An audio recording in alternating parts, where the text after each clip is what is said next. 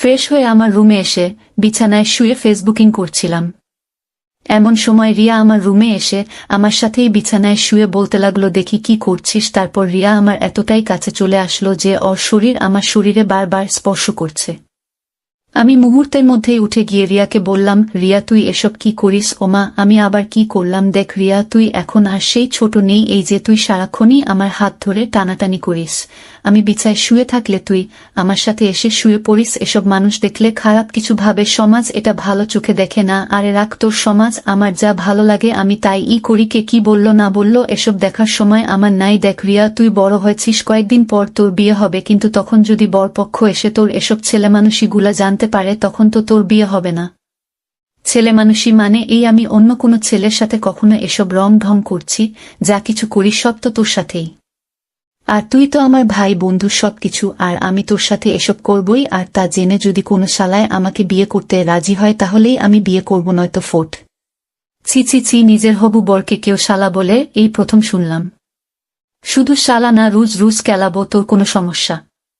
না রে ভাই, আমার আবার কিসের সমস্যা? কিন্তু তোর বর, তার জন্য খুব কষ্ট হচ্ছে রে। ওরে রিয়ার বর, তোর যা ইচ্ছা আকাঙ্ক্ষা আছে সব বিয়ার আগেই পূরণ করে নে। বিয়ার পর তোর জীবনে সুখ বইলা আর কিছু থাকবো না রে ভাই। এই মাইয়া তোর জীবন পোড়া তেজপাতা কইরা দিব। রিয়া, ওই ফাইজলামি রাখবি, চল। আম্মু খাবার নিয়ে বসে আছে। আমি হুম চল। তারপর খাবার টেবিলে আমরা সবাই একসাথে বসে খাবার খাচ্ছি। আমি খেয়াল করলাম রিয়া কিছুক্ষণ পরপরই কেমন ভাবে যেন আমার দিকে তাকাচ্ছে। আমিও ফট কইরা জিব্বা বাহির কইরা একটা ভেঙচি কেটে দিলাম। মুহূর্তের মধ্যেই ওই ডাইনিটা আমার ওর পায়ের নখ দিয়ে আমার পায়ে সজোরে আঘাত করল। আমি গলা ফাটাইয়া চিৎকার করে উঠলাম, আব্বু কি ব্যাপার, কি হয়েছে? আমি নিজেকে একটু সামলে নিয়ে কই, কি কিছু না তো। খেয়াল সবাই আমার দিকে কেমন ভাবে যেন তাকিয়ে আছে, আর রিয়া হারামজাদি মুচকি মুচকি হাসতেছে। কেমনটা লাগে? আমি কি ব্যাপার, আপনারা খাচ্ছেন না কেন? তারপর সবাই এক বালতি রহস্য মাথায় লইয়া আবারও খাওয়া শুরু করল। সবাই যখন খাওয়া দাওয়াতে ব্যস্ত, আমিও সুযোগ বুইঝা রিয়ারে পাকনামির ফলটা দিয়া দিলাম। সাথে সাথেই রিয়া গলা ফাটায়া, ও মা গো! সবাই আবারও খাওয়া দাওয়া রেখে হা হয়ে আছে। আব্বু কি হচ্ছে এসব? কখনো এ চিৎকার মারছে তো, কখনো ও চিৎকার মারছে। রিয়ার আব্বু মুখে হাসি নিয়ে বলল, আরে বেটা তুই খা, অসব কিছু না। খেয়াল করলাম রিয়ার আব্বু কখনো আমার দিকে আবার কখনো রিয়ার দিকে তাকিয়েই মুচকি মুচকি হাসছে। এই রে কাম সারছে, বড়া কাকু মনে হয় কাহিনীটা বুইঝা ফালিছে। তারপর খাওয়া দাওয়া শেষ করে আমি আমার রুমে গিয়ে কিছুক্ষণ স্টাডি করে তারপর ঘুমিয়ে পড়লাম। দেখতে দেখতেই আমাদের কলেজ থেকে পিকনিকে যাওয়ার দিনটা চলে এলো। ভোরে কাপড় চোপড় সব গুছিয়ে রেডি হয়ে রিয়াকে ডাক দিলাম, রিয়া তোর হয়েছে? রিয়া, একটু দাঁড়া, আসতেছি। আমি বারান্দায় দাঁড়িয়ে আছি। রিয়া আমার কাছে এসে, চলো। আমি রিয়ার দিকে তাকাতেই পোড়াহা হয়ে গেছি। রিয়া আজকে শাড়ি পরছে, তাও আবার ব্ল্যাক, আমার পছন্দের কালারের। আমি তো রিয়ার দিকে তাকিয়েই আছি আর বস্তার বস্তা ক্রাশ খাইছি। রিয়ার ঝাঁকনিতে বাস্তবতায় ফিরলাম। রিয়া, কিরে এমন ভাবে তাকিয়েছিলি কেন? আমি এই রে কাম সারছে, একটু লজ্জা লজ্জা ভাব নিয়ে। না মানে, আচ্ছা আমাদের দেরি হয়ে যাচ্ছে, চল। রিয়া একটু মুচকি হেসে, চল। তারপর সোজা কলেজ, কলেজ থেকে চট্টগ্রাম। হে হে, চট্টগ্রামের বাসিন্দারা আপনাদের এলাকায় আয়া পড়ছি, কমেন্টে দাওয়াতটা দিয়ে দিয়েন। বাস থেকে নেমে কিছু বিখ্যাত স্থান পরিদর্শন করে শেষ বিকেলের দিকে একটা নদীর ধারে একা একা বসে আছি আর মনের দুঃখে গান গাইতেছি। বন্ধু যখন গার্লফ্রেন্ড লইয়া টাঙ্কি মারে বইয়া বইয়া দুঃখের ঠেলায় কাইন্দালায় ফাইটটা যায়, বুকটা ফাইটটা যায়। আরে আপনারা কি ভাবছেন পিকনিকে গেলাম, কই ফ্রেন্ডের সাথে মজা মাস্তি করব? আর তা না করে আমি একা একা নদীর ধারে বসে প্রেম না কইরা বিরহের গান গাইতেছি। ভাইরে, দুঃখের কথা আর কি কমু। আসলে আমার যাদের সাথে মজা মাস্তি করার কথা ছিল, ওই হারামিগুলা সব কয়টা তাদের গার্লফ্রেন্ড নিয়া হুহুহু আমার কান্দন আইতাছে আর কইতে পারমু না। আর আমি হতভাগা সিঙ্গেল, তাই একা একাই সময় পার করতেছি আর কবিতা আবৃত্তি করতেছি। সকালে উঠি আমি জোরে জোরে চিল্লাই, 18 বছর বয়সেও আমার গার্লফ্রেন্ড নাই। কিল্লাই কিল্লাই কিল্লাই কিল্লাই। পরক্ষণেই কয়েকটি মেয়ের খিলখিল হাসির শব্দে পিছনে ফিরে তাকালাম। ওরে আল্লাহরে, আমি এসব কি দেখতেছি? মায়া গো মায়া, কি আর কমু। ভাঙ্গা চূড়া গাড়ি ও আজকে আটা ময়দা মাইখা মুইখা একেবারে বম হইয়া গেছে, আর আমি এইগুলারে দেখা বস্তার বস্তা ক্রাশ খায়ালতাছি। রিয়া, ওই তুই এখানে একা একা কি করছিস? আমি ভাইরে, হারামিগুলা আমাকে এখানে একা রাইখা তারা তাদের গার্লফ্রেন্ডের সাথে কোলাকুলি করতেছে। তিথি, আহারে বেচারা। রিয়া, ওই তোর লজ্জা করে না? তোর বন্ধুরা সবাই গার্লফ্রেন্ড জোগাড় করে ফেলছে আর তুই এখনো সিঙ্গেলই মরছিস।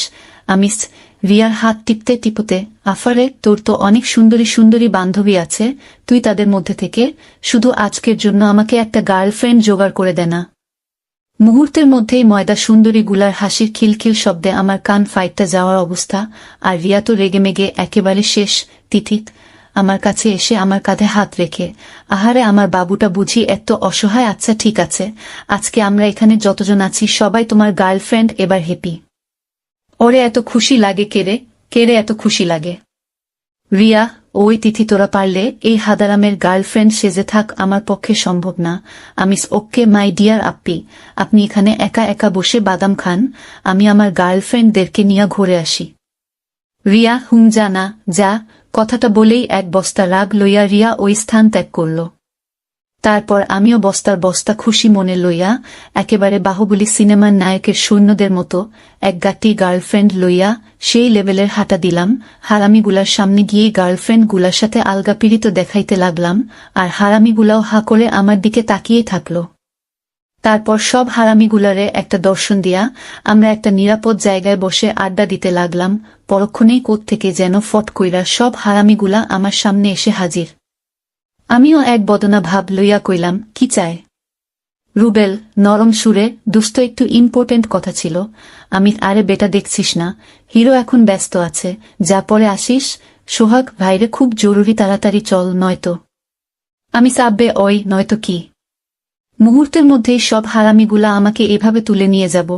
আমি হতপা ছুটতে ছুটতে, ওই আমাকে ছাড় বলতেছি। তারপর হারামিগুলা আমাকে আমার অস্থায়ী গার্লদের কাছ থেকে নিরাপদ দূরত্বে নিয়ে সব হারামিগুলা আমার হাত পা টিপতে লাগলো। ইকবাল দুস্থ, আমি তো আমার গার্লফ্রেন্ড সাথে থাকাকালীন অন্য কোনো মেয়ের দিকে তাকাতেই পারি না, আর তুই এতগুলা গার্লফ্রেন্ড একসাথে নিয়ে ঘুরতেছোস। ভাইরে, কি এমন করছোস আমাকে বল না প্লিজ।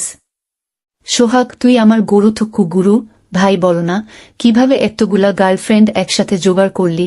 আমি, আচ্ছা এই কাহিনী, ওই সালারা তোদের গার্লফ্রেন্ড রাইখাও আবার গার্লফ্রেন্ড খুঁজস। রুবেল ভাইরে, এক জিনিস আর কত ভালো লাগে। আমি তোকে সবকিছুই বলবো, কিন্তু আমার যে এখন খুব ক্ষুধা লাগছে। রুবেল ভাই, তুই যা খাইতে চাস সব খবি, চল হোটেলে চল। এই যে ভাই, আপনারা আবার আসল কাহিনী পুইয়া দিয়েন না, তাইলে ভাই আমি শেষ। তারপর হোটেলে গিয়ে পেট ভুইরা খাইয়া টাইয়া বাইরে আসতেই, রুবেল ভাই, এইবার বল না এত মাইয়া একসাথে কেমনে পটাইলি? আমি, ওইগুলা আমার অস্থায়ী গার্লফ্রেন্ড, কথাটা কইয়া খেচ্ছা দৌড়ো। ইকবাল, অস্থায়ী গার্লফ্রেন্ড মানে? রুবেল, আমি তো কিছুই বুঝলাম না। আমি, দৌড়ানো অবস্থাতেই বুঝলে বুঝ পাতা, না বুঝলে তেজপাতা।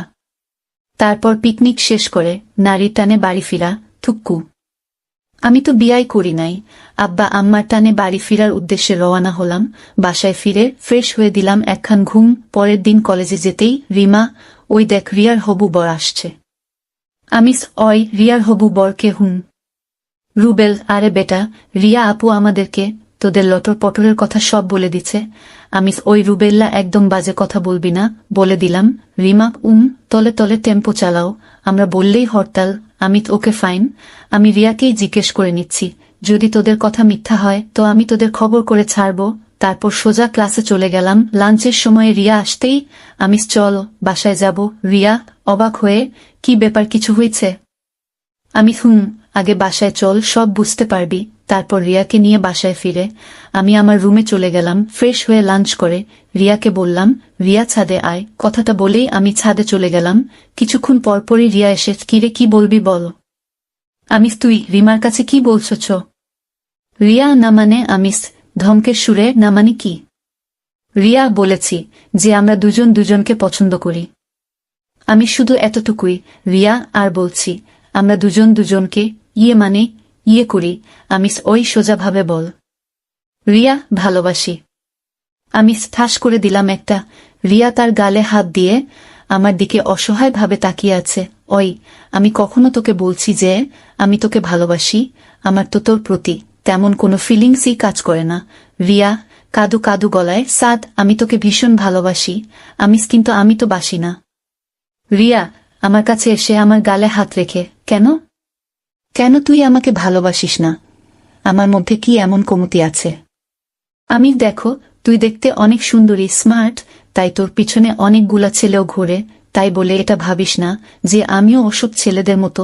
রিয়া, আমি তোকে ওসব ছেলেদের মতো ভাবি না, আর এই জন্যই তো আমি তোকে এতটা ভালোবাসি। দেখো, তোর প্রতি আমার একটা অদ্ভুত ভালো লাগা কাজ করত, কিন্তু তখন বুঝতে পারি নাই যে আমি তোকে ভালোবেসে ফেলছি। কিন্তু ওই দিন পিকনিকে যখন তিথি আমার উপস্থিতিতে তোকে টাচ করছিল, তোর সাথে গার্লফ্রেন্ড এর অভিনয় করছিল, বিশ্বাস কর আমি তখন ওই দৃশ্যটা নিতে পারছিলাম না। তারপর আমি অনেক ভাবালাম, আমার মনকে বারবার প্রশ্ন করলাম, কিন্তু প্রতিবারই একটা উত্তরই পেলাম, যে তোকে ভালোবাসি। দেখ, এসব ঢং রাখো, নয়তো আমাদের মধ্যে যে ভাই বোনের সম্পর্কটা আছে না, আমি ওইটাও ভুলে যাব। কথাটা বলেই আমি ছাদ থেকে নেমে আসতে লাগলাম। ঠিক তখনই রিয়া আমাকে বলে উঠল, দেখ সাদ, আমি তোকে অনেক বেশি ভালোবাসি, আর সেই ভালোবাসাটা তোকে অনেকবারই বোঝানোর চেষ্টা করেছি, কিন্তু তুই কখনই সেটা বুঝতে চাসনি। কিন্তু আমার একটা কথা শুনে রাখো, তুই একদিন আমাকে ভালোবাসবি, আর সেদিন আমিও তোকে ঠিক এইভাবেই ফিরিয়ে দিব, আর তখনই তুই বুঝতে পারবি কাউকে অবহেলা করলে কতটা কষ্ট হয়। কথাটা বলেই রিয়া তার চোখ মুছতে মুছতে তার রুমে চলে গেল।